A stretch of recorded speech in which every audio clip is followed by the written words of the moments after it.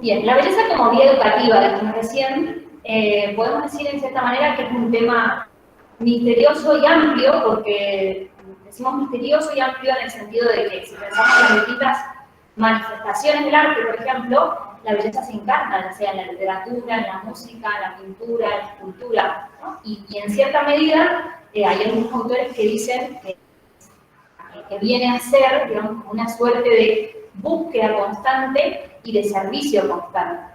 Me parece muy bonito como es el concepto de belleza como búsqueda y como servicio al mismo tiempo. En este caso, bueno, hemos decidido posicionarnos desde un punto de vista estético, en donde vamos a hacer foco específicamente en la literatura y en la belleza de las distintas experiencias estéticas que se pueden manifestar a partir de las experiencias de lectura y de escucha de cuentos. Igual también no es que vamos a hablar de todos los cuentos, sino que el foco está puesto en un tipo de un género literario concreto, que son los cuentos maravillosos, o también conocidos como los cuentos de hadas. Justamente se elegido este tipo de cuentos porque en cierta medida han formado parte o forman parte de la mayoría de las personas.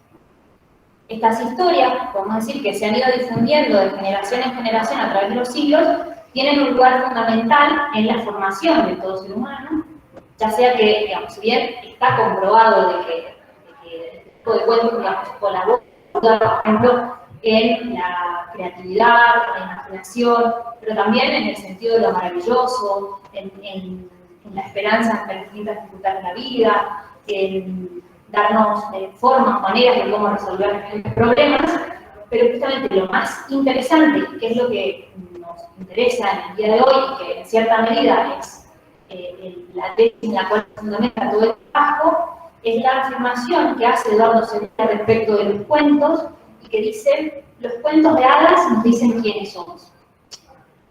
A partir de esta frase, bueno, para mí fue muy impactante porque una vez que la escuché, digamos, fue como el motor que me llevó a llevar adelante toda la investigación, que les voy a presentar enseguida, porque justamente está haciendo referencia a un valor sapiencial que los cuentos tienen, es decir, no es decir poca cosa. Y esto lo plantea de esta manera, en el sentido de que podemos decir que los cuentos revelan, es decir, los cuentos dan cuenta de la realidad. Entonces, en este aspecto en el cual nos basamos para poder identificar cómo los cuentos pueden muchas veces correr el velo de la realidad y mostrarnos las cosas tal cual son. Sin dudas, es un tema misterioso y profundo el que encontramos en estas historias. Y de hecho, Miguel San Martín Herrera, que también es muy estudioso del tema, dice, estas historias tienen un encanto perenne y deben ser leídas, pues son un tenue reflejo de la verdad y unas migas de pan en el sendero hacia la misma. Entonces, el desafío hoy, podemos decir, y la invitación, es reflexionar sobre las distintas influencias que hemos recibido desde los primeros años y que en cierta medida han ido moldeando nuestra personalidad, nuestra forma de ser o nuestro desarrollo personal, y que incluso pueden haber incidido en algunas de las decisiones que hemos tomado a lo largo de la vida.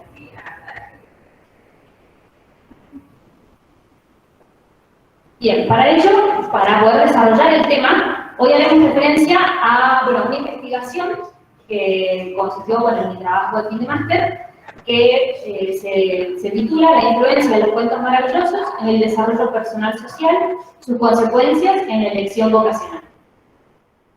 En este caso, fue una investigación, como recién comentaba,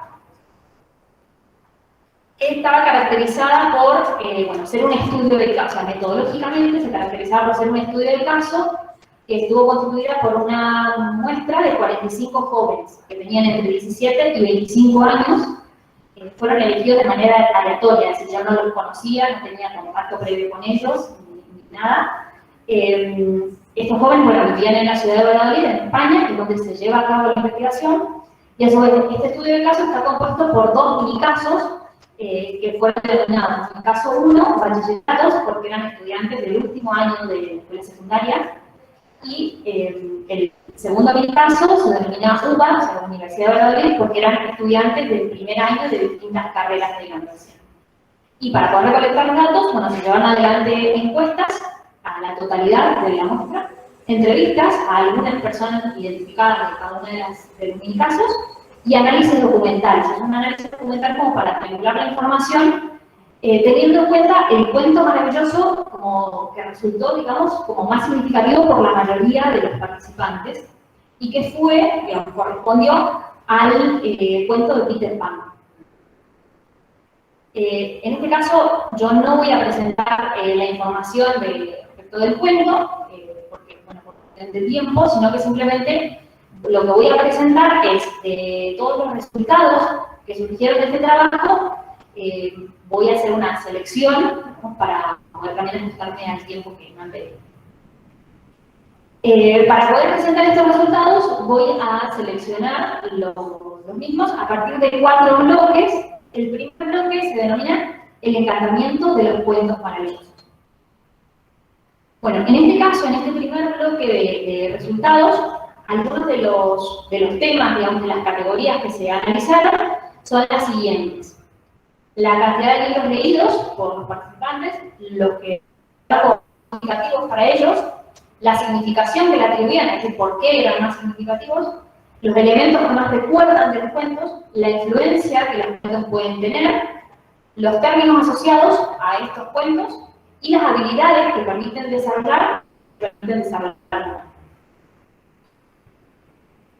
De todas esas categorías, me gustaría identificarlas todas, pero no podemos, entonces solo voy a identificar algunas. En este caso, los elementos que más recuerdan del cuento. Cuando se les pregunta a los participantes cuáles son aquellas cosas que más recuerdan, en primer lugar identifican los personajes. Es decir, que de la calidad de los participantes, lo que más identifican, en este caso con un 78%, es los distintos personajes de cada uno de los cuentos, o al menos de su significativo. En segundo lugar, las historias, con un 74%, que eso también, bueno, podemos ver como a partir de las distintas ediciones o las distintas versiones que han ido haciendo, también lo que más se recuerda, una de las cosas que más se recuerdan corresponde a las historias. En tercer lugar, las ilustraciones, que esto también me parece muy interesante, por la cuestión de también lo que digamos, digo, cómo se podría trabajar incluso la educación de la sensibilidad a partir de las ilustraciones o de la imaginación misma, ¿no? En cuarto lugar, con un 34%, lo que más recuerdan es que fueron leídos por, en este caso, su mamá, su papá, una tía, una hermana, una prima, la señorita. Este bien, se encuentra en un 34% a la hora de completar las respuestas, era lo que más completaban. Que decían, me acordaba de esta historia porque me lo había contado mi mamá antes de dormirme. Porque, bueno, yo traje algunas de las respuestas de algunos de los participantes. Por ejemplo, uno dice, me lo contaba mi padre todas las noches y cada noche Caperucita vencía al lobo de una forma distinta. Otro participante dice, son los cuentos que me leía mi madre de pequeña. Después otros, pasábamos las tardes escuchando a mi tía leer esos cuentos. Entonces, la mayoría, a la hora de identificar este punto, hacía referencia a que su cuento preferido era tal cuento porque se lo contaba tal persona. Me parece muy bonito, además interesante. Y el 7% otras opciones, ¿no?, que tenía que ver con otros aspectos, una opción del autor, entre otros. Como otro de los elementos que podemos identificar, otra categoría, es la influencia de la lectura de cuentos. Es decir, que se les preguntó a los participantes si ellos consideraban que los cuentos influyen en algo, y si influyen en algo, ¿en qué? Si nos fijamos, bueno, en realidad estos porcentajes son solo como muestra, digamos, no son exactos, pero sí, lo que sí es exacto es el orden. Es decir, en primer lugar, y con mucha mayor diferencia, se encuentran la imaginación, es decir, que los cuentos influyen en la imaginación, la creatividad y la esperanza. La cuestión de la esperanza me pareció sumamente significativo. En cierta medida, a mí me gustó muchísimo el tema por todo lo que también iba haciendo en mí, digamos, ¿no? Porque obviamente cuando uno elige algo, lo elige en su unidad. Entonces, digo, también en cierta medida también iba haciendo ella en mí. Y la cuestión de la esperanza me parecía muy bonita, que también se puede seguir trabajando e identificando muchas cosas acá. Después también aparece la cuestión de que los cuentos influyen en la resolución de problemas. Esto también lo identificaban muchos de los participantes. Es decir, como la situación en la que los personajes iban apareciendo en el cuento, entonces me podían ayudar a mí a qué hacer ante tal situación o momento de la vida. La cuestión de la autoestima, la confianza, el gozo, y fíjense que en último lugar aparecen el rencor, o sea, que los cuentos influyen en el rencor, que influyen en la desesperanza o que no influyen en nada. También me parece como bastante significativo en ese sentido. De hecho, por ejemplo, algunas de los participantes decían, se enseñan leyes de vida, te pueden servir bastante en situaciones. Decían, por ejemplo, me ayuda a irme en la realidad, introducirme en un mundo donde todo es felicidad. Otro de los participantes dice, a veces las cosas que pasan en los cuentos nos pasan a nosotros y experiencias similares ayudan a poder manejarse mejor, no sé, entre alguna de los testimonios.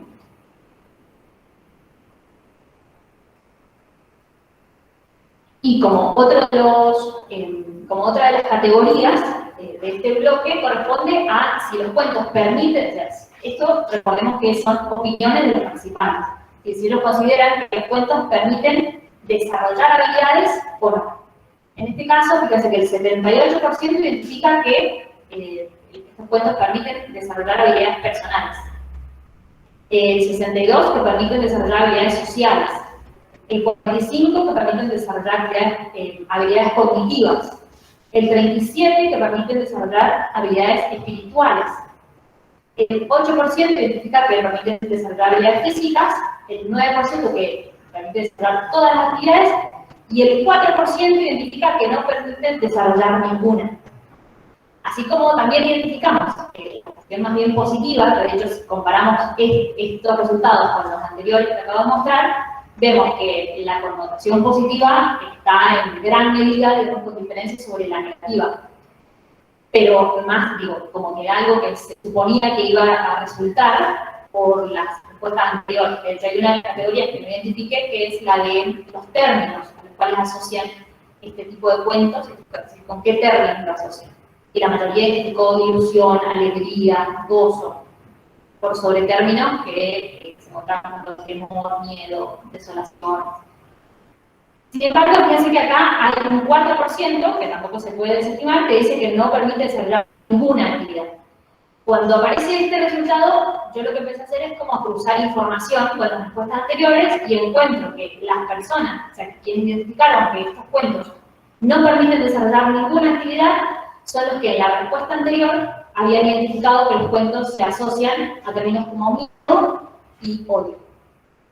Y después también vuelven a aparecer esos mismos, esa misma información, y la vamos a retomar más adelante, lo cual en cierta medida también nos hace ver como la relación que hay entre la concepción que tenemos de las cosas y las experiencias que también se han ido viviendo. Bien. Como un segundo bloque de resultados, podemos identificar, o bueno, se denomina la belleza de las experiencias estéticas. William Bennett nos dice, o sea, refiriendo a los cuentos, dice, estas historias han resistido el paso del tiempo porque despiertan la fascinación de los niños. No hay nada, ni en la televisión, ni en ningún otro sitio, que haga una buena historia que empiece con érase una vez. Pero creo que también han resistido el paso del tiempo por otra razón. No solo seducen a los niños por sus fantasías, sino también por su sentido moral. Tienen el poder de grabarse en la mente de los jóvenes y permanecer allí como fieles guías. En este grupo de resultados podemos identificar algunas de las categorías que son las que voy a desarrollar a continuación y que tienen que ver con quiénes leían, o sea, se preguntó acerca de quiénes leían esos cuentos, si los leían ellos mismos o otras personas, los lugares en los cuales eran leídos, la calificación de esas experiencias, la cuestión de la relectura de cuentos, que esto fue algo que se agregó como está en curso de la investigación, la belleza que poseen esos cuentos y la belleza. Bueno, uno de los resultados que se identificó acá tiene que ver con la cuestión de la calificación de las experiencias de lectura y de escucha de cuentos, en donde se les dio, digamos, como esta misma clasificación, es decir, una escala de Likert, en donde 1 era el menor puntaje, 7 el máximo, y de media, entre todos los participantes, tuvo un 6,3, lo cual indica que, bueno, un puntaje bastante alto, es decir, que la mayoría de los participantes identificó que todas las experiencias de lectura y de escucha de cuentos habían sido, en cierta medida, satisfactorias para ellos. Y algo muy interesante que surgió acá, es decir, cuando se indagó sobre este tema, tiene que ver, es decir, con que ellos, o sea, le daban ese puntaje tan alto porque relacionaban esas experiencias con lo que recuerdan de su niñez. Entonces, acá también empieza a aparecer otro de los temas, otro de los tópicos, digamos, que al menos a mí me parece muy interesante, y que tiene que ver con eso, es decir, con lo que las personas recuerdan de la niñez en general y de manera selectiva de los cuentos y de las personas que los acompañaron en esas experiencias. Y la cuestión de las personas que estaban en esas situaciones vuelve a aparecer. Entonces, por ejemplo, muchos respondían, decían, bueno, porque me acuerdo cuando mi mamá me leía el cuento a la hora de dormir, y cuando me arropaba en la cama, y estaba con... Es decir, vuelve a aparecer como muy presente esta cuestión.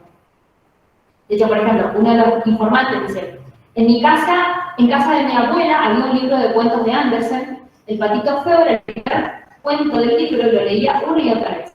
Hace poco lo leí y no pude evitar llorar. Me transmitió sensaciones muy diferentes a las que sentía cuando de pequeña lo leía. Supongo que también añoranza y una especie de viaje a la infancia, pero ya desde una visión adulta. Entonces, acá también en cierta medida, digamos, se conjugan dos de las categorías y aparece la cuestión de las experiencias de relectura, de la relectura de cuentos.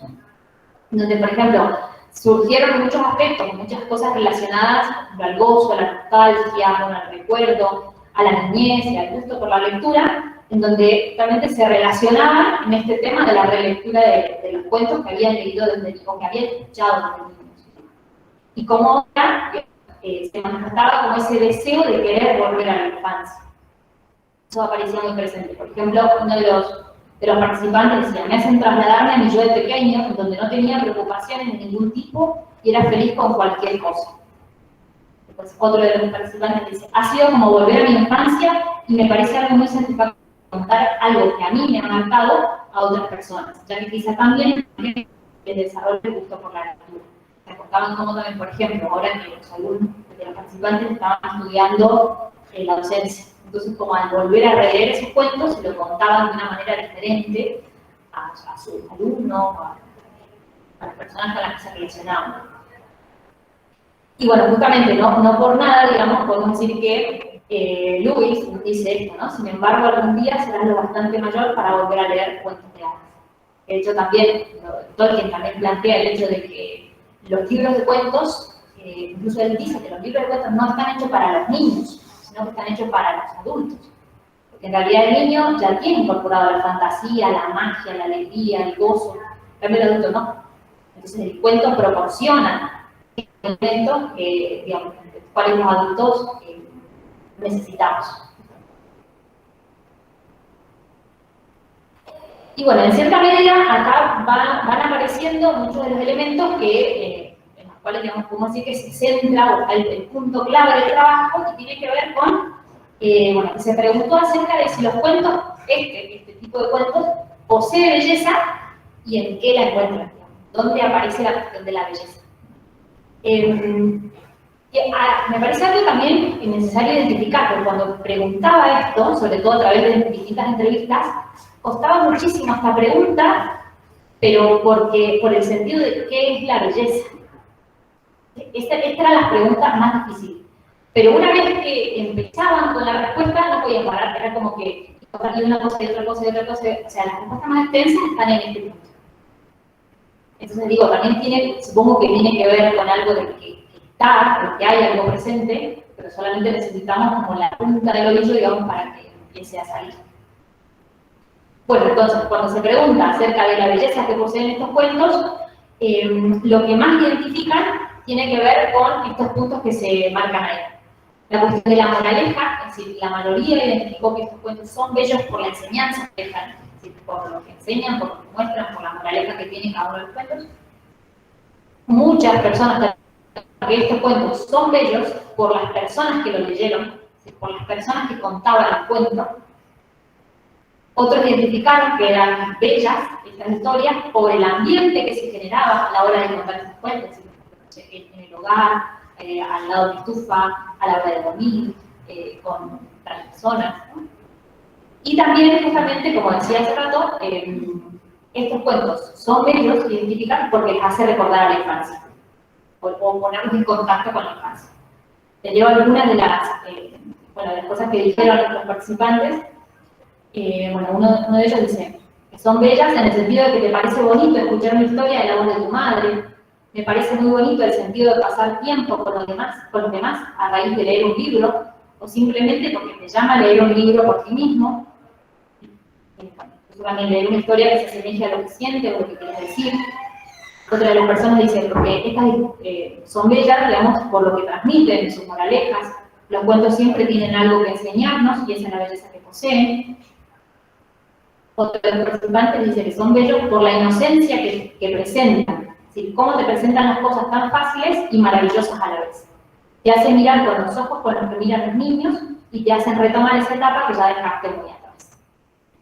Y justamente cuando se plantea esta pregunta, bueno, a continuación, que no la vamos a analizar en detalle, pero sí a continuación se plantea también la cuestión de si encuentran belleza en la vida cotidiana, porque en realidad, en definitiva, a mí lo que me interesaba investigar era esta concepción de belleza que había y cómo se veía plasmada, digamos, y si eso realmente había influido o no.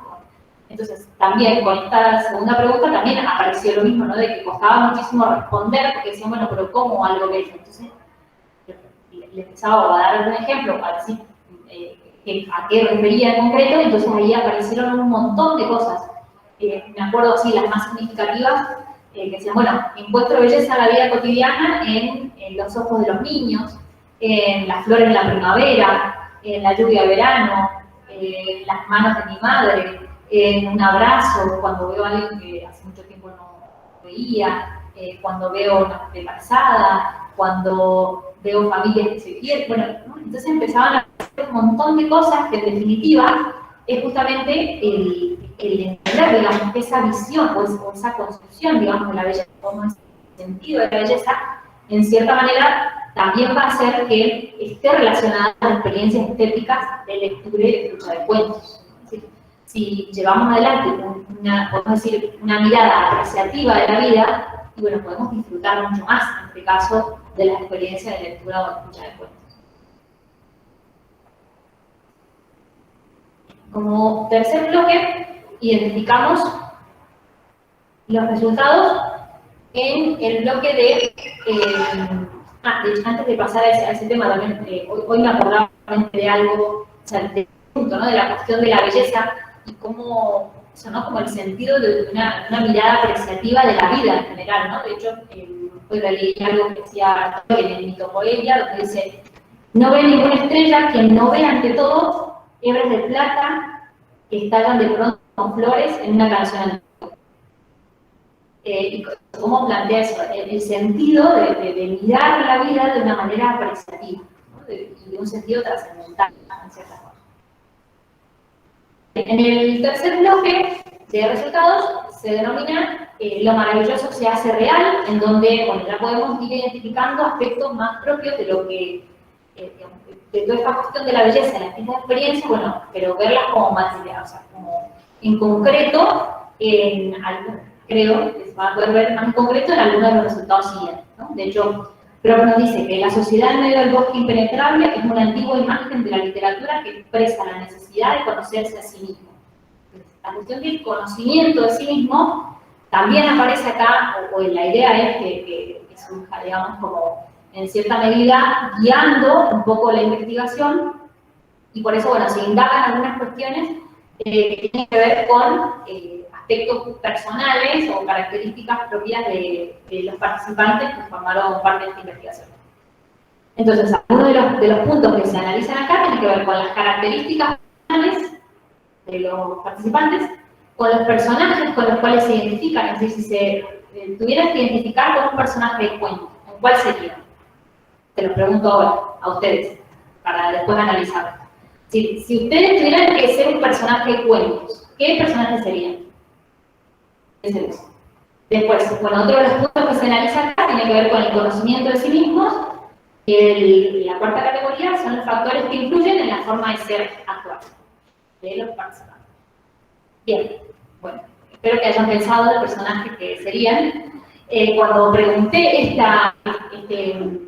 hice esta pregunta con los participantes, si bien, a ver, no es que surgieron resultados matemáticos, es decir, no es una ecuación, pero sí, al menos para mí, me parece interesante algunas de las cosas que fueron surgiendo acá y que tal vez, digo, uno de los puntos que también se puede seguir trabajando y que empezaron a aparecer cuestiones como con una frecuencia interesante, así que resultados bastante significativos en donde la mayoría de las personas que se identificaban con tales características después elegía un determinado tipo de personaje de cuentos como preferido. Voy a presentar algunos.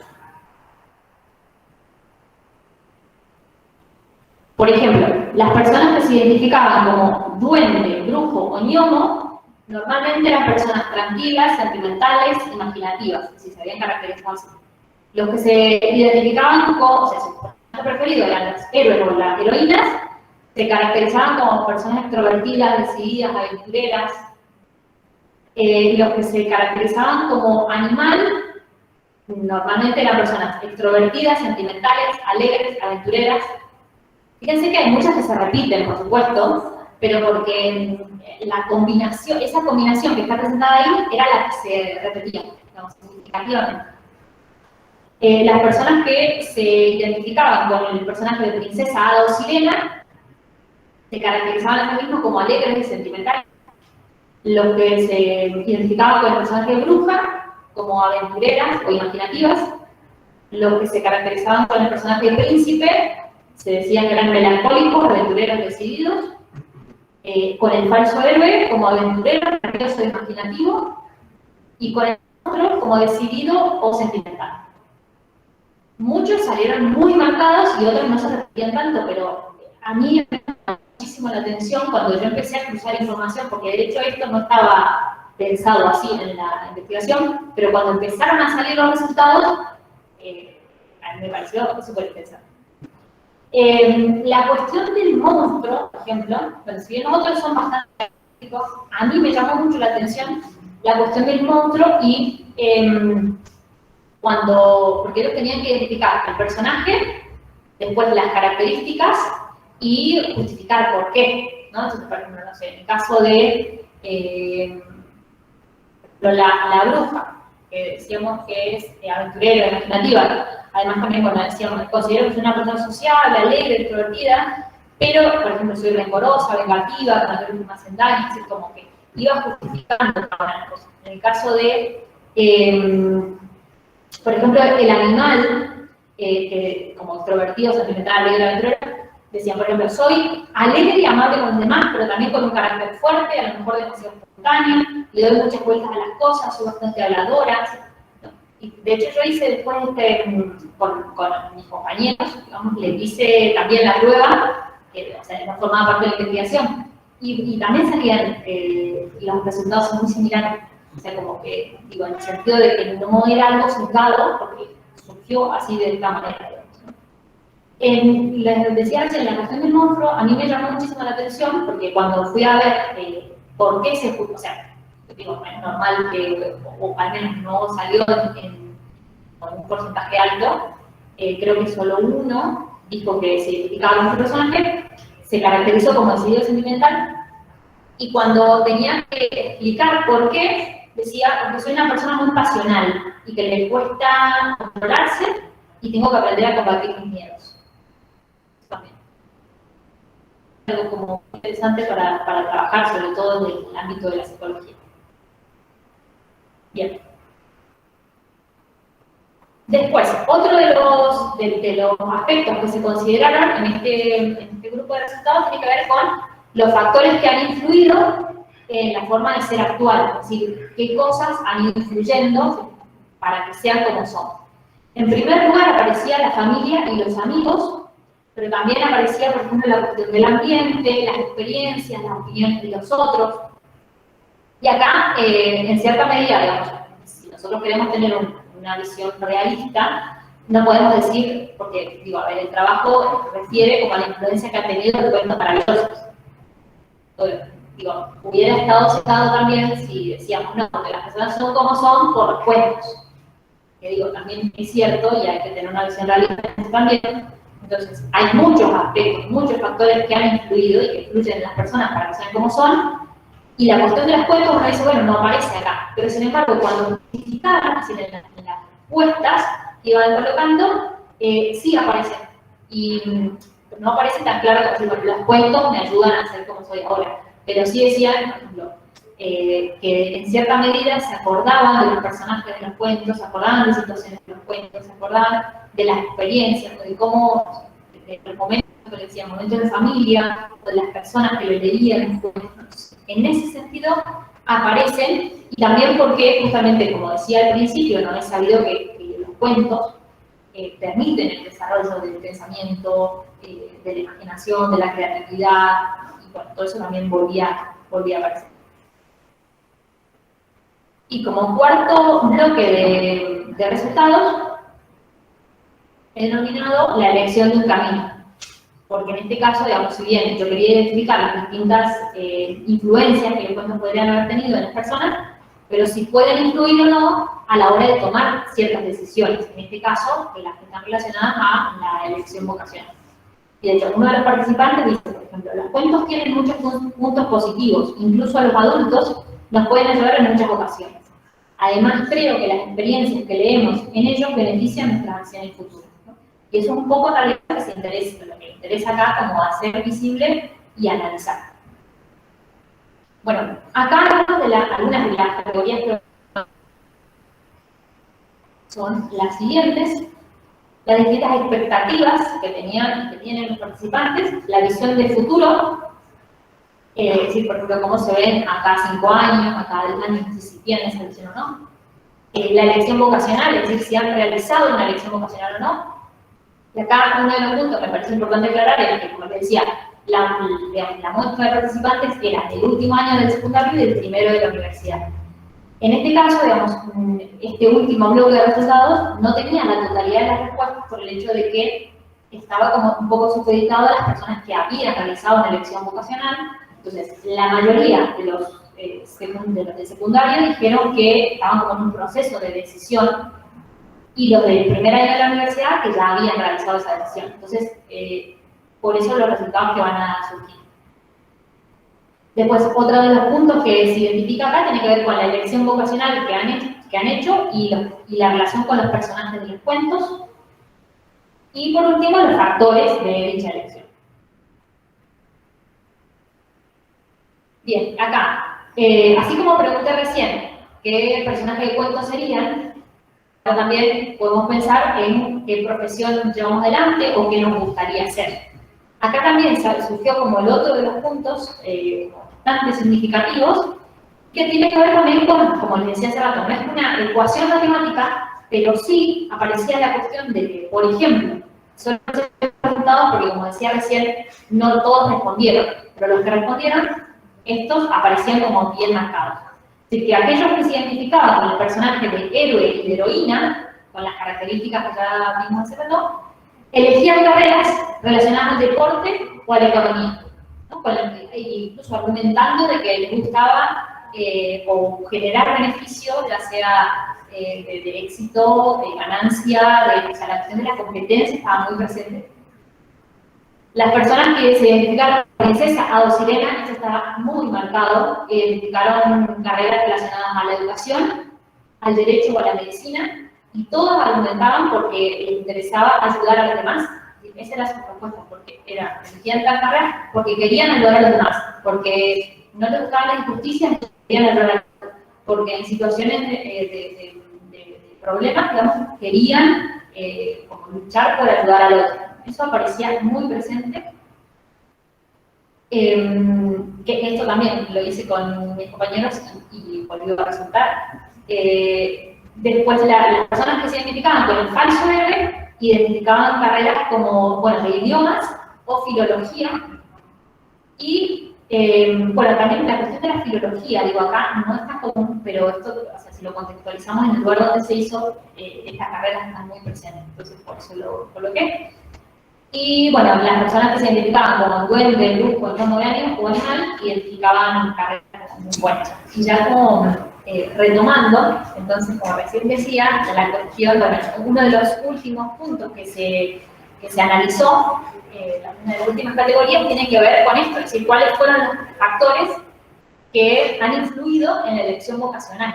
Es decir, de alguna manera lo que intentamos ver es, bueno, a ver, si estos cuentos han influido o no, o qué otros factores. Como recién decía, así como en la forma de ser actual de las personas, no es que los cuentos influyen únicamente, porque eso sería tener una visión sesgada del tema, entonces, considerándolo de una manera realista, también decimos que así como hay muchos factores que influyen en la forma de ser, también hay muchísimos factores que influyen a la hora de tomar una elección, en este caso una elección vocacional.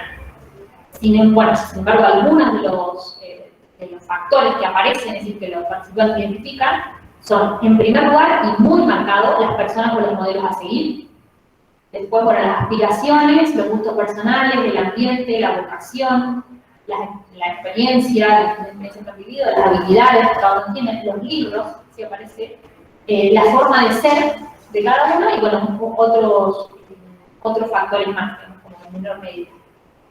En donde acá también, como decía, bueno, también no es que los cuentos han sido decisivos, pero sí muchísimos participantes identificaron que los cuentos han formado una parte importante de su vida, sobre todo con lo que tiene que ver con la niñez, y en esto de como de volver sobre esas experiencias, como que identifican que existe verdaderamente, han estado presentes, digamos. Tal vez no se han dado cuenta, pero que sí han estado presentes. Entonces, bueno, en cierta forma, un poco como el sentido del trabajo tiene que ver con esto, ¿no? Como identificar que, por ejemplo, a partir de ese encantamiento de los cuentos maravillosos, se ha intentado analizar las percepciones que los jóvenes poseen de las distintas experiencias estéticas vividas a lo largo de su vida, y de esa manera entender cómo eso maravilloso se hace real, en el sentido de que influye en muchos aspectos que tienen que ver con las decisiones que se han ido tomando a lo largo de la vida. En este caso, la elección vocacional. Pero se podrían seguir indagando en muchísimos otros aspectos más. Bien, entonces podemos decir, ya a esta altura, que junto con Tolkien, que ancho al profundo es el reino de los cuentos de hadas y lleno todo él de cosas diversas. Porque justamente en el mundo de lo maravilloso, en su interior se entremezcla, como decir, la magia de la fantasía, la alegría, la verdad, el peligro, el inesperado, la tristeza por el dolor, que también aparece, ¿no? A diferencia de muchas personas suelen decir, por aumentar que los cuentos maravillosos no son reales, porque todo es color de rosa. Y no, hay un montón de cuentos donde aparece el dolor, el miedo, la venganza, el heroísmo. Y que de hecho muchos de los participantes también lo dijeron, que sus cuentos, este tipo de cuentos eran sus preferidos porque presentaban una visión real de la vida. Por ejemplo, familias rotas, por ejemplo, niños huérfanos, por ejemplo, la pobreza, por ejemplo, me parece como un argumento bien fuerte para contrarrestar esto que se piensa de que los cuentos de hadas son cuentos rosas. En donde, bueno, justamente entre todas esas cosas también podemos encontrar el heroísmo de la valentía, el misterio de lo insondable, la belleza del gozo, ¿no? Entonces, esta influencia, justamente la que podemos identificar y que se encuentra en las profundidades de la propia personalidad, y muchas veces no es identificable a simple vista porque, como dice Tolkien también, resulta peligroso hacer demasiadas preguntas, no vaya a ser que las puertas se cierren y desaparezcan las llaves. Podemos decir de esta manera que hablar de los cuentos de hadas es una empresa atrapante y arriesgada porque posee una forma de ver el mundo y adentrar en esos cuentos implica penetrar en ese mundo maravilloso. En cierto sentido, este ha sido el propósito del trabajo, ¿no? Como dice Nicolás Cotard, que como chispas que vuelan de una hoguera e iluminan la oscuridad, así también la visión de las historias vuela directamente al corazón de la gente, de sus amores y odios, de sus miedos y esperanzas. Habiendo volado en esas profundidades, las historias iluminan el gris y la oscuridad de la vida cotidiana. Entonces, Por supuesto, digamos, que sabemos que sin duda se pueden seguir analizando y estudiando un montón de otros aspectos más para incluso ampliar la mirada, porque de hecho al hablar de experiencias estéticas tampoco podemos como tener una visión fragmentada de las mismas, sino que es necesario como entenderlas desde una visión universal del saber, ¿no? Y que incluso, bueno, sería muy enriquecedor como poder seguir trabajando el tema, incluso apostar por una educación que sea estética y metafórica en cierto sentido, es decir, que permita como entender el significado, digamos, más allá de lo inmediato, y que impulse en cierta medida ampliar los horizontes de la vida y de la propia realización. Como decía el dato, tener esa mirada agradecida y apreciativa de la vida. Entonces, decimos que el poder de estas historias invitan a descubrir los anhelos más profundos del alma, en donde el bien, la verdad y la belleza se conjugan para dar lugar al gozo que permite, como dice William King, despertar y hacer crecer los primeros pensamientos y poderes del corazón. Entonces, en este sentido, es que los cuentos dan cuenta, los cuentos revelan, corren el velo, nos muestran la realidad, aquello que no vemos a simple vista, sino que se encuentra más allá en los abismos de lo maravilloso. Muchas gracias.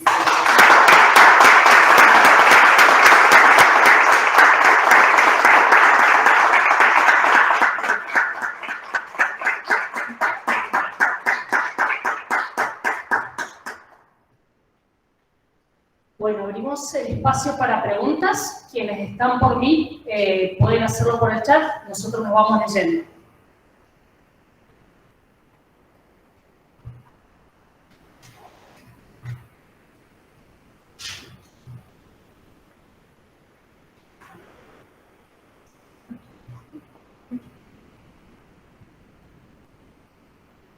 En cuanto a la personalidad que hablaba de las distintas personas, solamente sirve para analizarlo, digamos, en personas adultas, o por ejemplo, si a un niño le hacemos elegir un personaje de cuento, podemos llegar a entender cómo que él ve los resultados bien o no.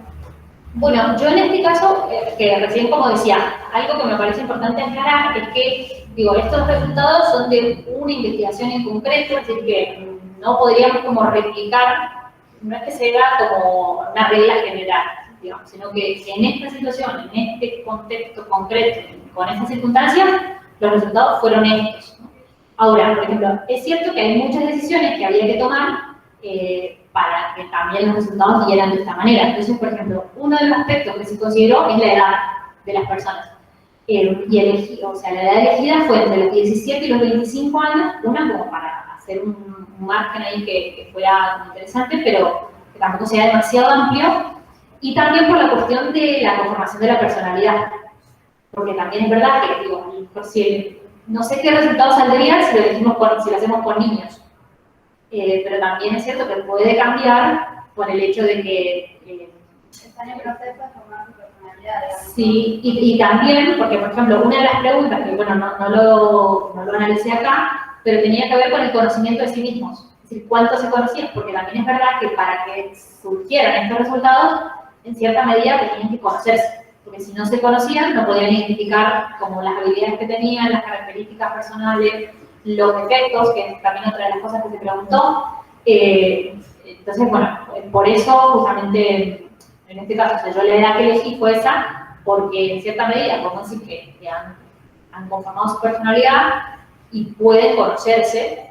Que digo, tampoco es tan fácil esto del conocimiento de sí mismo, porque, bueno, digo, hay que identificarlo, o sea. Y algo también que me parece interesante rescatar tiene que ver con la diferencia de las dos muestras. Es decir, que si recordamos, si una era, en mi caso, uno era de bachillerato y el dos de universitarios. Por ejemplo, en los de bachilleratos, que si bien el año, o sea, en cuanto a edad no cambiaba muchísimo, pero sí las respuestas eran muy distintas. Por ejemplo, los de bachillerato, las respuestas eran todas cortas, de una palabra, dos palabras. Y las de los universitarios, eran todas respuestas larguísimas, y que todos tenían que ver con esto de la cuestión de, por ejemplo, la revalorización de la infancia, de la cuestión de la familia, de la cuestión que supongo que también hay muchos aspectos ahí a considerar. Y algo que me parece muy interesante también, viéndolo más de la psicología, es que se destacaba mucho el tema del ambiente. El tema del ambiente de las personas que leían los cuentos. Y claro, yo pensaba como también tiene que ver con esto de la formación de la personalidad en las experiencias infantiles. Entonces, son tan importantes al punto de que, claro, probablemente en una familia o en un entorno en el que había mucha turbulencia, violencia o lo que sea, no se lean cuentos de nada, porque siempre se lee momentos en que estás tranquilo, en un ambiente tranquilo. Entonces creo que eso también como que va a influir un montón de cosas a lo largo de su vida. Sí, es verdad, eso también aparecía, o sea, por ejemplo, en muchas de las respuestas cuando salía esto de cuestión de por ejemplo, el momento del día en el que lo leían los cuentos, o quién leía los cuentos. Por ejemplo, a la hora de decir quién leía los cuentos, la mayoría indicó que era su madre. Y bueno, esto, la cuestión a la hora de responder decían porque la voz de mi madre, o porque esto me hace acordar a mi mamá, o porque esta situación mi madre me lo contaba muchas veces, o porque, cuán importante es contar cuentos, o sea, y por eso también, que esto también me parece que se lo debo a la Claudia, la cuestión de la escucha de cuentos, porque yo primero lo pensaba respecto de la lectura, y claro, y considerando también la cuestión de la tradición oral, o sea, lo importante que es, y hasta incluso está más marcado la cuestión de la escucha de cuentos que la lectura de cuentos. Sí. Que contar cuentos.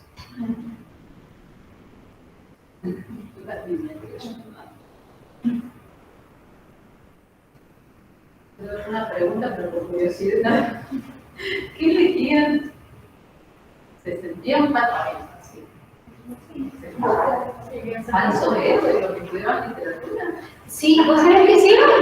Sí, yo me acuerdo que yo decía, nadie va a poner esto de falso héroe. Y un montón me lo ponían, falso héroe. Y me identificaban los personajes, o sea, decían quiénes eran y se caracterizaban y todo. Mucha gente. ¿Cuál es el argumento? ¿Por qué? No, o sea, ellos tenían que elegir qué personaje y después decir, bueno, este personaje porque me gustaba como, o sea, por las características que tenía. Entonces aparecía la cuestión de, suponete, no sé, la aventura, la venganza, a veces bueno, esto sobre todo de ser muy aventurero, de como andar, incluso algo que me llamó muchísimo la atención es que justificaban, por ejemplo, esto de ir de un lado para otro, viajar, ¿no? Como que aparecía esto muy presente, sobre todo en el falso héroe, más que, por ejemplo, en la del príncipe. La del príncipe aparecía la cuestión de la melancolía, muy marcada. O sea, la aventura, pero muy marcado con la melancolía.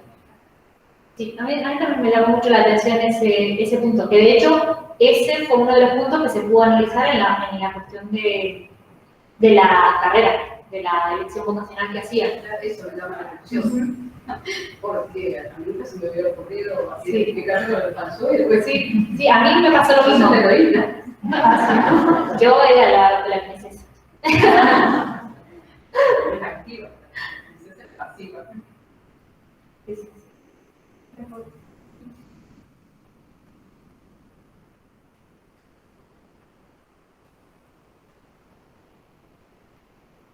Bueno, si no hay ninguna pregunta, agradecemos nuevamente a la magíster Ana Galeano por su generosidad en la hermosa conferencia.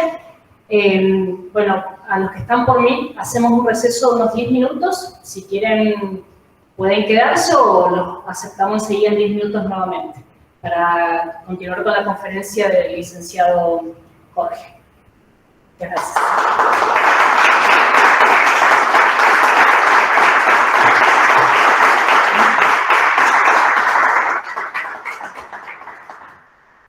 Pueden acercarse atrás también para que compartamos algo.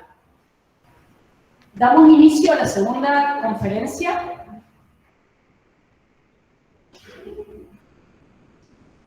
En el asombro y la belleza, filósofo y poeta comulgan.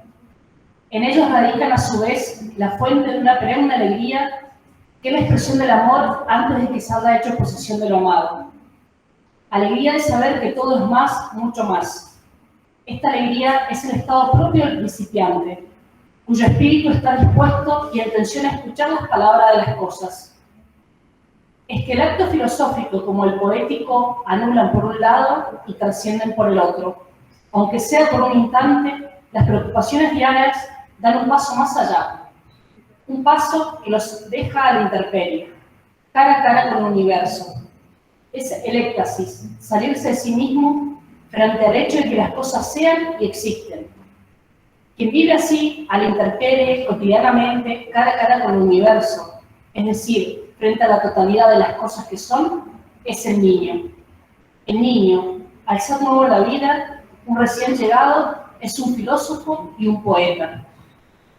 La niñez no es un postizo ni un híbrido, un ensamblaje forjado de fragmentos de la realidad. La niñez promesa, postula Jordana Wood, es futuro y esperanza. Por esto, la educación en la niñez consiste en tratar el alma del niño sabiendo lo único que hay que saber primero, la identidad del alma. Enigma que no suele descifrar la escuela actual. Si despojamos el alma del niño del misterio, de la belleza y del corazón que late de asombro, habremos logrado una educación mutilante. Es por eso la necesidad de profundizar en una pedagogía de la hermosura, que forme el alma infantil en la santidad y en el heroísmo, para colocar los cimientos contra toda impiedad. Ofrezcamos así todo lo arquetípico a la infancia y que ella nos restituya mañana, convertido cada niño en poeta, en sabio, en guerrero o en monje. Disertará sobre la pedagogía de la hermosura Jorge Bosco, licenciado en Ciencias Sociales y Humanidades y oriundo de Córdoba, donde ejerce la docencia y se dedica a la investigación, especialmente sobre materias relacionadas con la pedagogía y la educación. Realizó estudios de filosofía, lenguas y teologías en Estados Unidos y Argentina. Ha publicado ensayos y artículos sobre temáticas históricas, poéticas, filosóficas y teológicas. Ha participado asimismo en proyectos de traducción de obras en lenguas clásicas y modernas. El libro que hoy presenta constituye el segundo tomo de una serie dedicada a profundizar diversos asuntos relacionados al arte de educar, teniendo por centro la restauración de la belleza en todo su esplendor y honor. Lo recibimos con un cálido aplauso.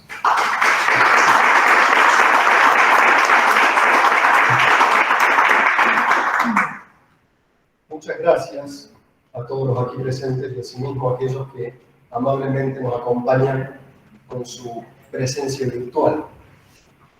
Muchas gracias a Mauro Olivares de la editorial Scholé por organizar este ciclo formativo. Asimismo, muchas gracias a Mariana Vázquez del Centro de Estudios Educativos Ríos Montes y a todos los amigos de allí.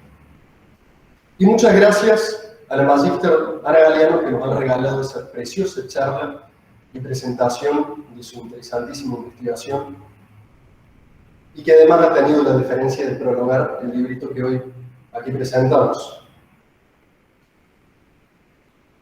En la encíclica Divini Ilius Magistri, su santidad el Papa Pío XI afirmaba que la educación consiste esencialmente en la formación del hombre para conseguir el fin sublime para el cual ha sido creado el hombre.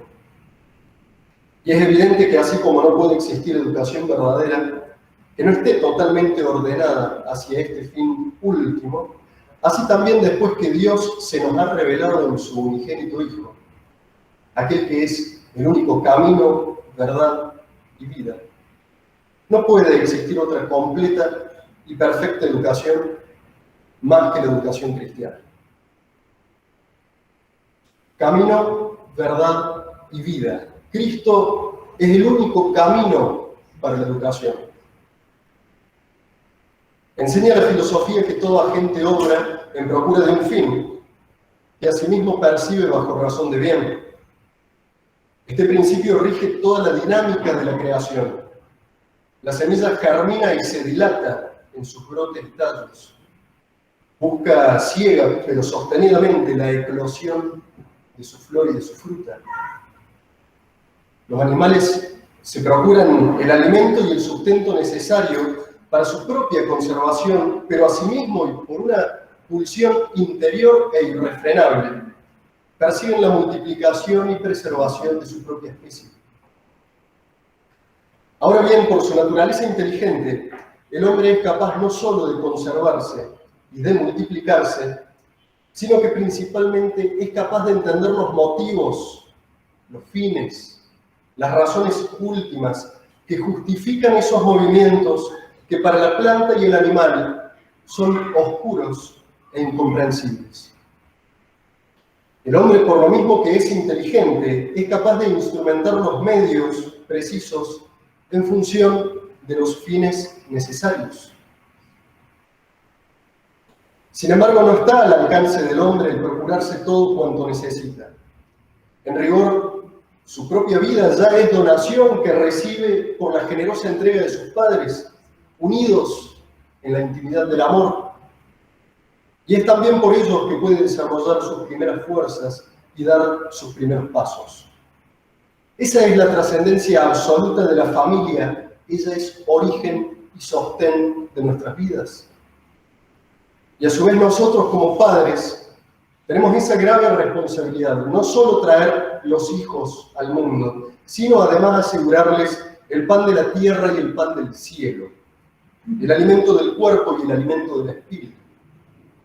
Así radica el rol primigenio de la misión educadora de la familia, al decir de nuestro maestro Antonio Caponeto. Pero incluso la familia no es acabadamente suficiente. Para lograr el mejor desarrollo de los hijos, la familia necesita de la sociedad, conjunto de familias ordenadas, bajo la autoridad de lo que llamaremos genéricamente el Estado. El hombre nace en una familia, conforma luego una familia y se asocia finalmente con otras familias para mutuamente auxiliarse. Y en la trama armónica de vocaciones y talentos que allí son puestos en juego, se van construyendo los lazos que sostienen el tejido social. Y es ese tejido social, a su vez, el que permite el desarrollo y es fundamento de la cultura, es decir, el sostenido progreso del género humano en el decurso de los siglos, la posibilidad maravillosa de avanzar en el dominio de la creación a la manera de un eslabonamiento que crecientemente va enlazando esta tierra que Dios nos entregó para nuestro cultivo, pero también para su gloria.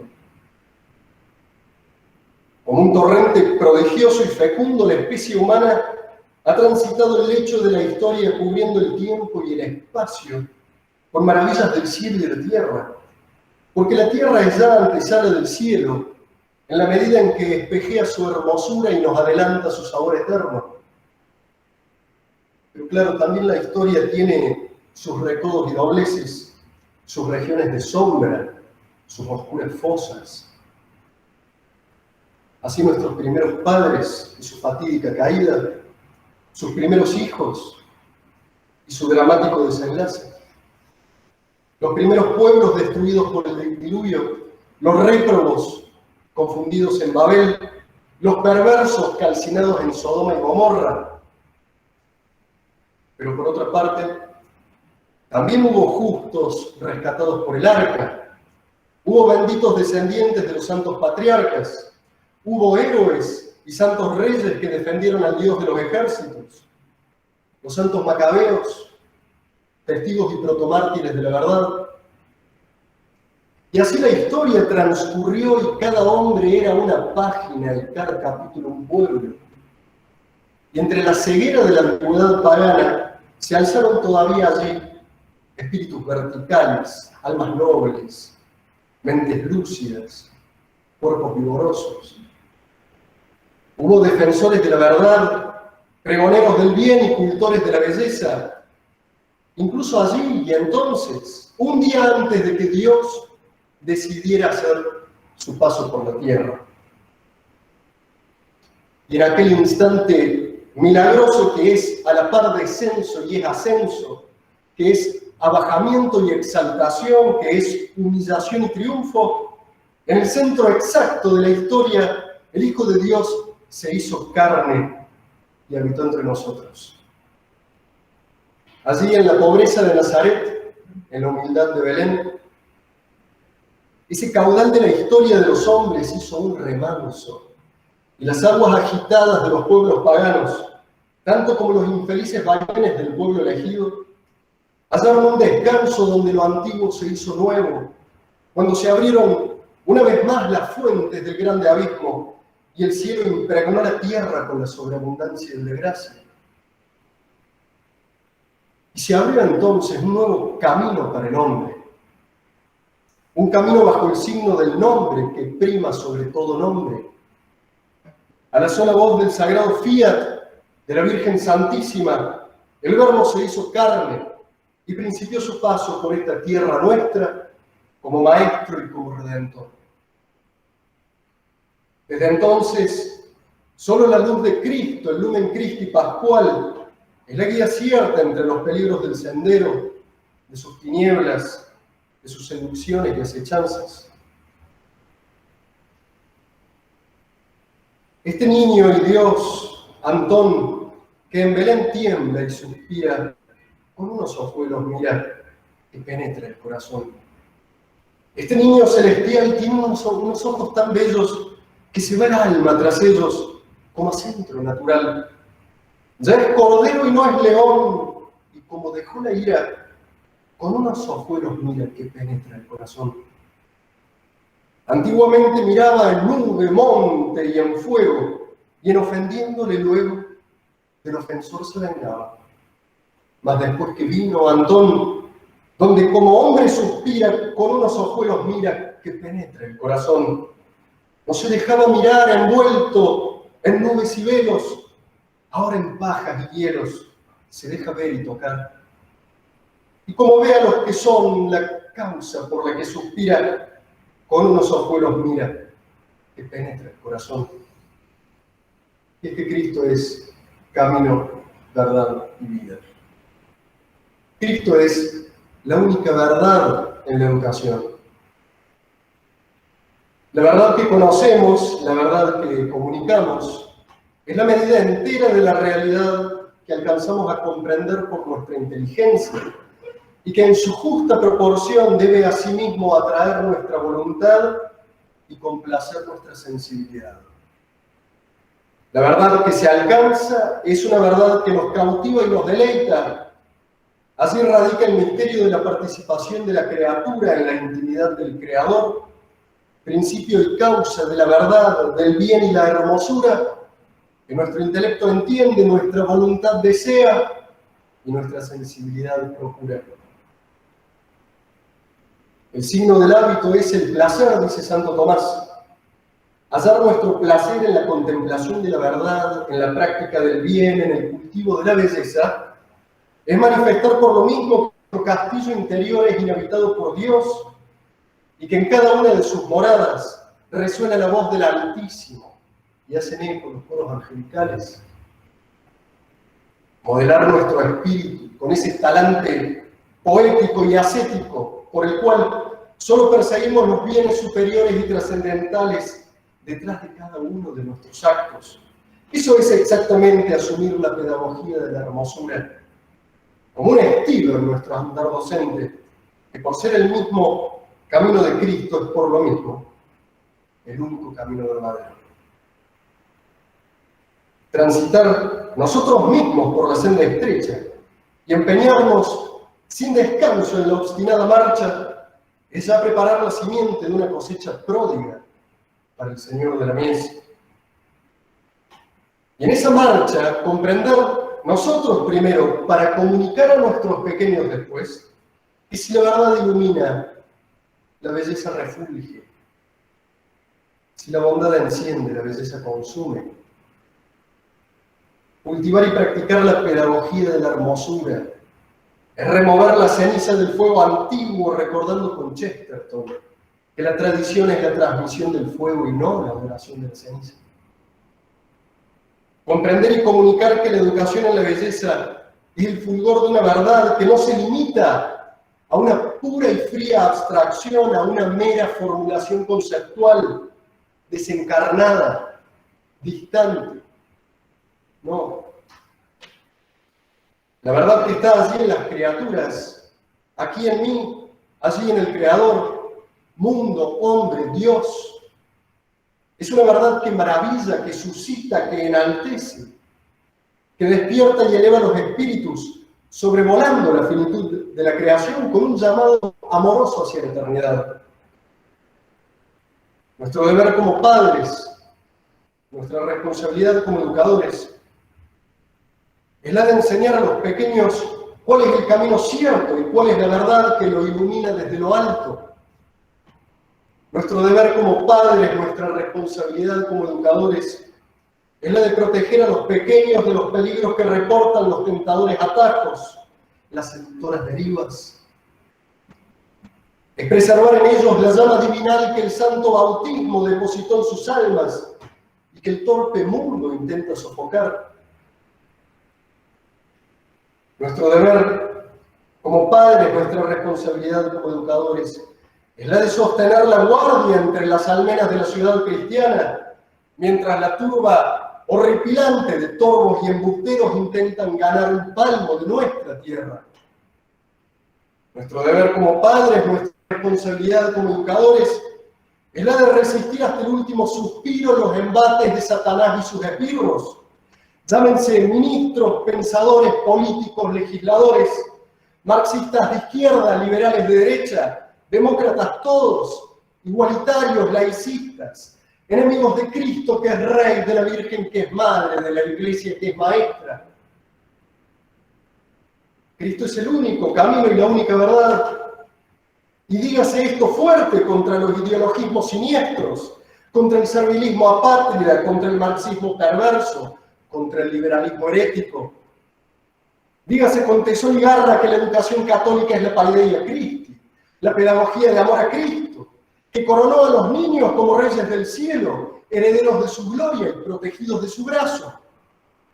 De tal manera que la traición del Estado, la maldición de la democracia, la herejía del laicismo, la apostasía del pueblo, la defección de la jerarquía, nada de eso podrá contra las puertas del cielo custodiadas por ángeles, por espadas de fuego que es espíritu y es vida, contra el polvo y la ceniza, que es carne y es corrupción de muerte. Y es que Cristo es camino, verdad y vida. Cristo es el alma, la vida de la verdadera educación. Cuando, como padres y como docentes, nos preguntamos tantas veces qué hacer, a dónde ir en la actual encrucijada, cuando pareciera que las nubes del tormentoso mundo han cubierto las empinadas cumbres, cuando pareciera que el frío de los corazones ha congelado los manantiales puros, cuando pareciera que la sequedad de la tierra ya no soporta la promesa de sus frutos, cuando pareciera que la pesadez del aire ya no tolera nuestro peregrinaje sobre esta tierra, cuando advertimos todo esto en derredor nuestro, ya no es tiempo de preguntarnos qué hacer, a dónde ir, sino de recordar de dónde venimos y qué nos enseñaron. ¿Cuál es aquella feliz región que desertamos el día maldito del pecado? Y por lo mismo, ¿cuál es el camino de retorno a la tierra bendita de la gracia? Acuérdate de lo que has recibido y oído, dice el ángel a la iglesia de Sardes, guárdalo y haz penitencia. Y dice el Salmo, con nuestros oídos, oh Dios, hemos oído cuanto nos contaron nuestros padres, los prodigios que obraste en sus días, en aquellos días antiguos. Recordemos entonces lo que hemos recibido, herederos de qué altiva corona y qué noble sangre somos los católicos. Guardemos las tradiciones según manda San Pablo, hagamos penitencia que repare nuestras culpas, pero también penitencia que repare el corazón ansiado del amor. Recuperemos en nuestros hogares las antiguas canciones, las tradicionales costumbres, los relatos fundacionales, las festividades religiosas y patrióticas. Un niño que canta un cielito federal, una niña que pide la bendición de su tata, un padre que evoca una página heroica de nuestra historia, una madre que disfraza de sus santos preferidos a sus hijos, para que sonrían los ángeles del altar y lloren los demonios del infierno. Los siglos conocieron ya la fecundidad de la gracia y lo que ella puede hacer para transformar la faz de la tierra. Los siglos vieron a las espigas enriquecer los campos y a las almas, como a espigas alzarse al cielo. Los siglos vieron a los lirios hermosear los valles y a las almas bellas como lirios transitarlos. Los siglos vieron a los pájaros surcar el aire y a las almas como pájaros ser robadas por el soplo del Espíritu.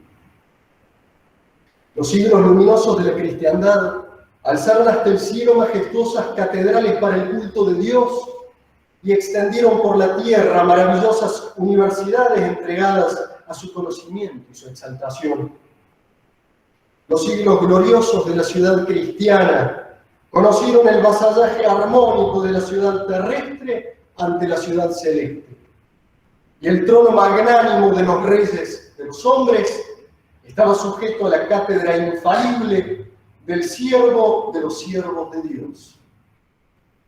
Conoció el tiempo, una edad dorada que no supieron prever los antiguos helenos, la astucia de la historia y la inteligencia que la rige. Tenía reservado en el misterio del futuro su epicentro, su eje, su corazón. Desde la encarnación del Verbo, la historia de los hombres se plegó como el libro de la vida y el pasado se hizo preparatorio y premonitorio del futuro, vuelto consumación y desenlace.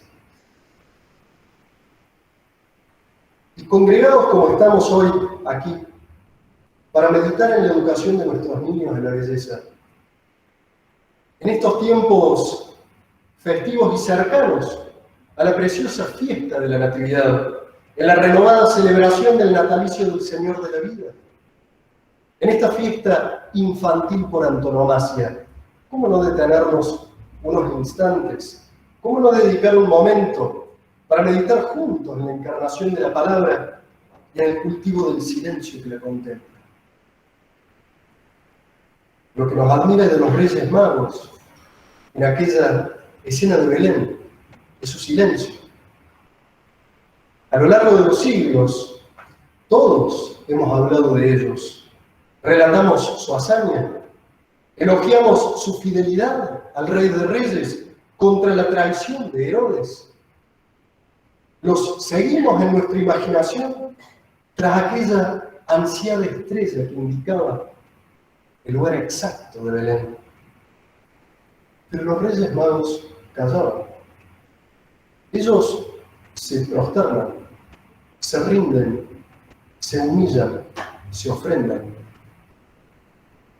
Los poderosos de la tierra callaron ante la vista del niño recién nacido, porque supieron que estaban delante del Verbo de Dios, y a la palabra divina solo podían rendirle el culto de su silencio creatural, del mutismo que oye y vela, que admira gozosamente.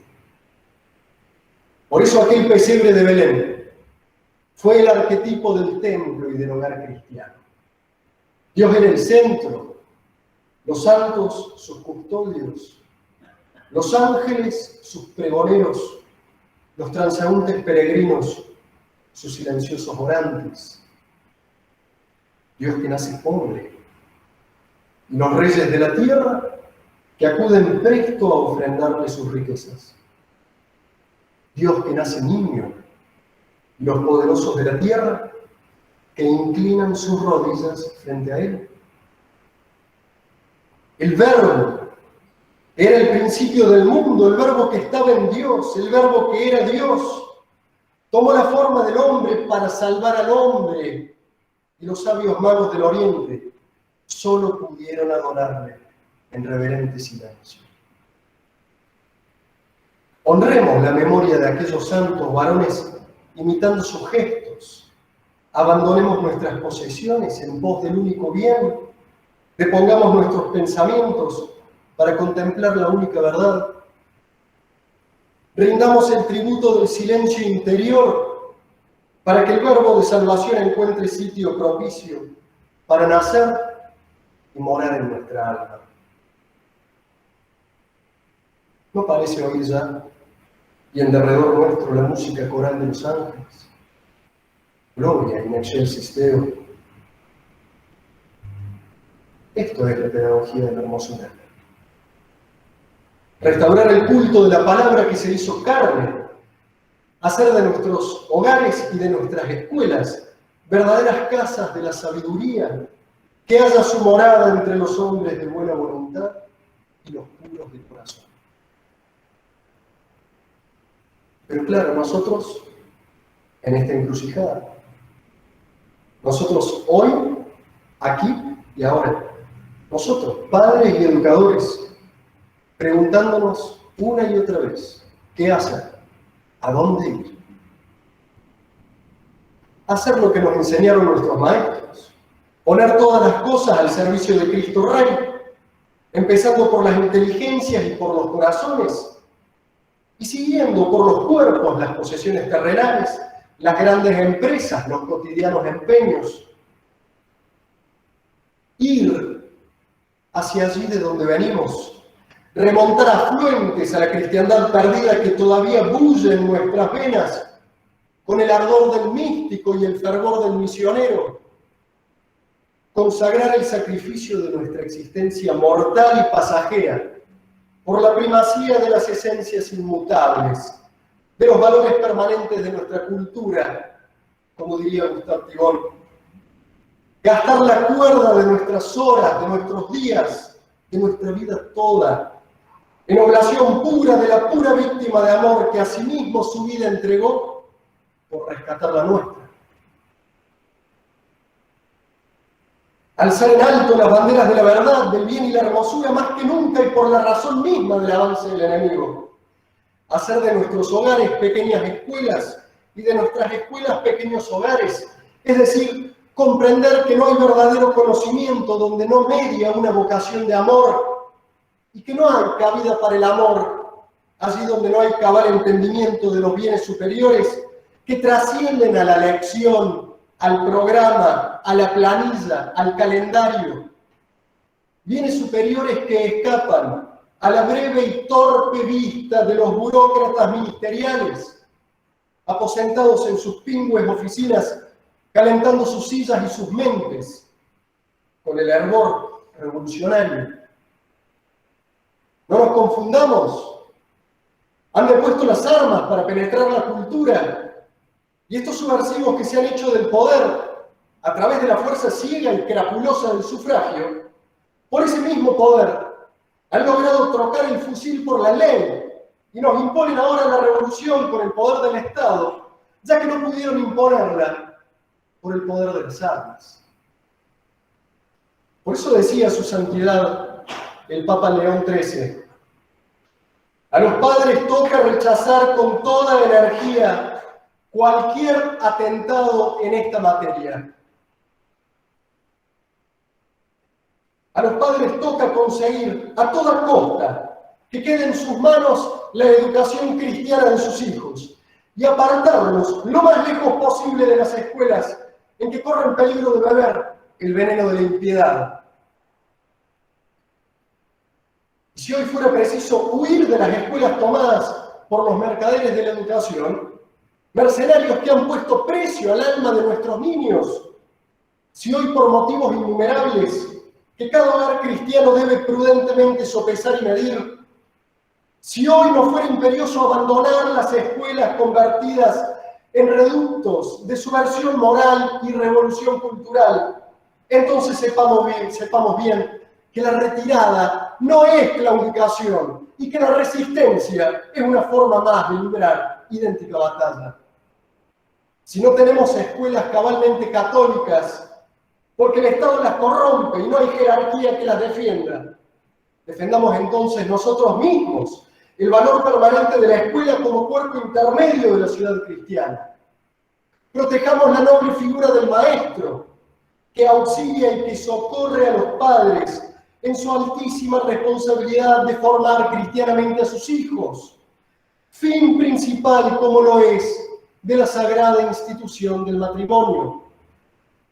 Y si por graves razones debiéramos tomar en nuestras manos la instrucción de nuestros pequeños, reducidos a una soledad que a veces desalienta y a veces nos preocupa, entonces redoblemos el ánimo por la confianza puesta en Dios, que permite la cruz, pero asegura la gracia para cargarla. Y nos ocupemos realmente en procurarnos los mejores medios para consumar de la mejor manera la alta tarea educativa que nos corresponde como padres, como educadores.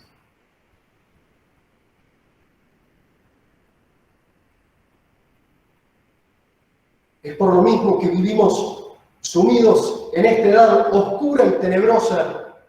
Es por lo mismo que reconocemos nuestra debilidad y nuestra pequeñez. Es por lo mismo que palidecen nuestros rostros y se desdibuja nuestra sonrisa. Es por eso mismo que esplende a nuestro paso la luz de Cristo, que es el camino. Es por eso mismo que arremete en nuestra marcha la fuerza de Cristo, que es la verdad. Es por eso mismo que sucumbe el pecado y la muerte ante Cristo, que es la verdadera vida. Educar en la hermosura es luz, es vigor, es alegría. Educar en la hermosura es gracia, es candor, algarabía. Educar en la hermosura es romper con el alma la promesa del día, cuando la bondad inspire nuevamente los corazones amen nuevamente la belleza, y la belleza sea nuevamente el esplendor de la verdad que es Cristo, Rey de los corazones y Rey del universo. Muchas gracias.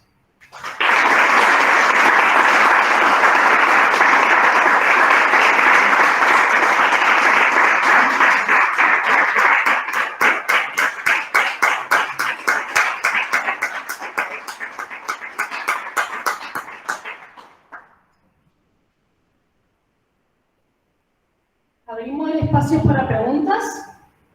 Quienes están virtual por el chat.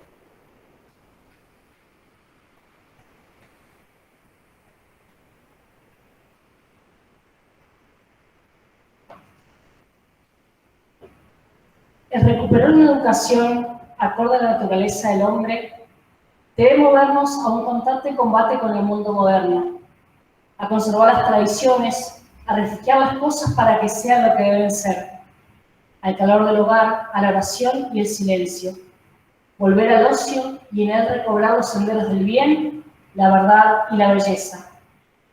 Por esto nos urge esa luz cálida resplandeciente que esparza su fulgor en un mundo realmente malvado.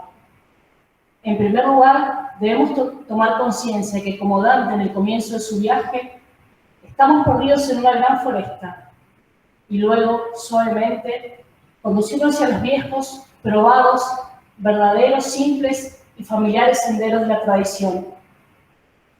Es a través del silencio, la oración, la vida familiar, las cunas nutridas y el rescate de las tradiciones que podremos restaurar la cultura. Es ese el modo divino de actuar.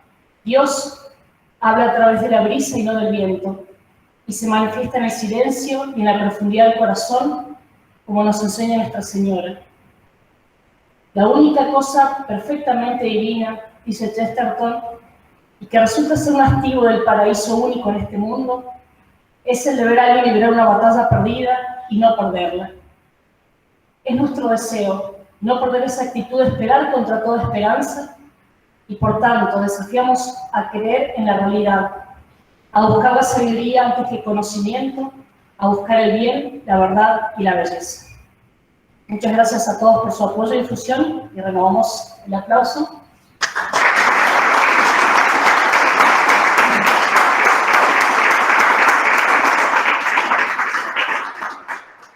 Recordamos a quienes están virtualmente que dejamos al final del chat un link para llenar un formulario para ayudarnos a mejorar nuestro ciclo de conferencias. Muchas gracias.